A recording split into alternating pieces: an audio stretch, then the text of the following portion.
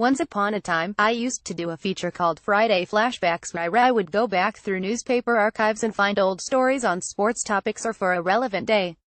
I thought I would bust it out for today, since the national anthem, patriotism, and protests are still a story. I ran a keyword search for newspaper pages that contained national anthem and protest for the decades of the 1960s and 1970s. Here are the stories that came up. Many of them have a racial basis, so in that sense not a lot has changed. Some are truly bizarre or unique. Enjoy. Note I didn't include the John Carlos Tommy Smith story because it was everywhere in 1968, and I tried to include some lesser-known events. 1960, where once upon a time, actually singing the national anthem got you arrested for disorderly conduct if you did so while protesting segregation. This first one I had to put since it didn't involve a protest during the anthem at a sporting event, but rather the singing of the anthem during a protest march. 1968, Jose Feliciano sings, draws complaints. Jose Feliciano was not protesting the national anthem. He was just singing it in his own style. That, of course, was a bridge too far. Here's the actual rendition that led to so much angst. And here's some letters to the editor. 1969, the Chester 16 in Philadelphia. In 1969, a group of black high school students protested during the national anthem. Later, in the game, there were fights and a riot at the game, and 16 black students were convicted of severe crimes that many said outweighed the actual facts. 1969, New Mexico protests against BYU and Mormon racial policies. That protest sparked this local column entitled "No Disrespect to Flag" to try to explain the cause of the protest. It is perhaps easier for unsympathetic whites to rage over the imagined disrespect to our flag or our anthem, than face their own racism.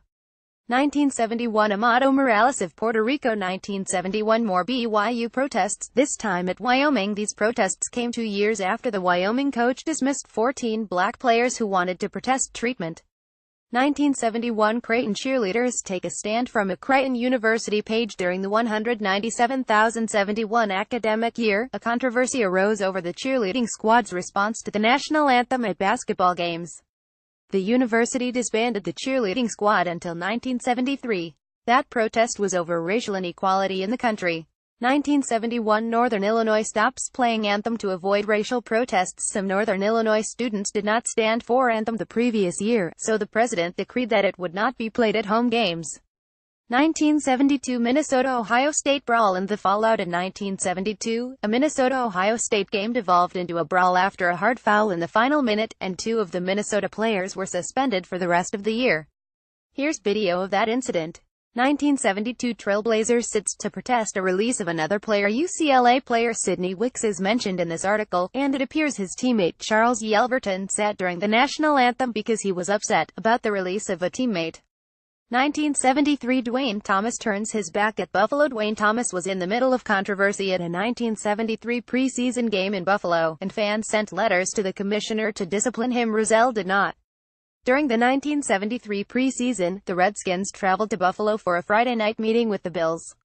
New running back Dwayne Thomas, acquired that off-season for a first and a second-round draft pick, was evidently heckled throughout that game because fans claimed he allegedly did not face the flag during the playing of the national anthem, the Post's Leonard Shapiro reported. I talked to several people who were sitting in the section behind the Washington bench. Buffalo Evening News columnist Cy Kritzer told Shapiro. They said he didn't stand at attention and was faced the opposite way during the national anthem, and they didn't like it. 1974, Vietnam veterans organized a protest during national anthem to sit. What about the troops? In 1974, a group of campus veterans organized an anthem protest at Harper College, in response to President Ford saying he would veto a bill to provide veterans benefits.